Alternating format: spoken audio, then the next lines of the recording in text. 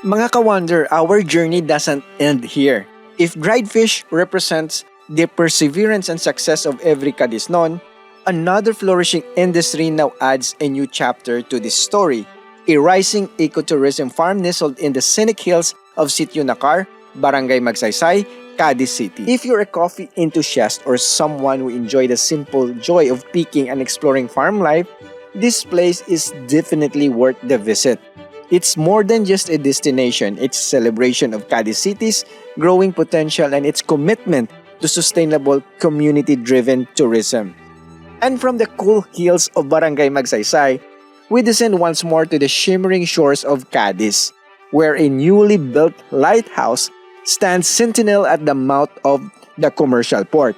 Equal parts practical beacon and evening attraction, the Parola has become the symbol of hope for fishermen, investors, and visitors drawn to Cadiz City's coastline.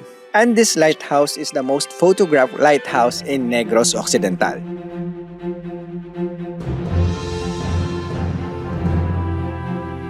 From the sizzling kitchens of the Juandering cook-off, where every dish told a story of culture and creativity, to the laughter and sunsets at Family Boulevard, where Cadiz proved that life is best when shared with friends and family, to the hard-working hands of the dried fish vendors who turned their daily catch into one of the city's proudest products. And finally, here at Bangkirohan Port, under the watch of the new lighthouse, where the sea continues to shape the lives of its people. Cadiz has shown me something powerful. This city isn't just about food, places, or sights. It's about resilience, pride, and community. The Juandering may be small, but in the hands of Cadiznon, it becomes a symbol of ingenuity.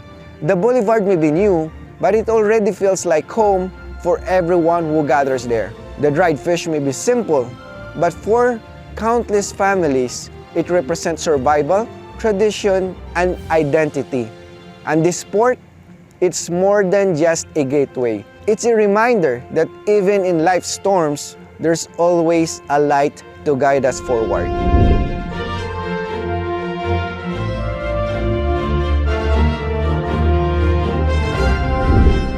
Cadiz is not just a destination, it's an inspiration. And if there's one thing I'll take with me from this journey, it's this. Our stories, just like Cadiz, are worth sharing with the world. Bilis Cadiz, ug yun Cadiznon. Ini ang inyong alagad si Radyo Man Patrick Bucabal, your Juandering Negrense. Tatak, RMN.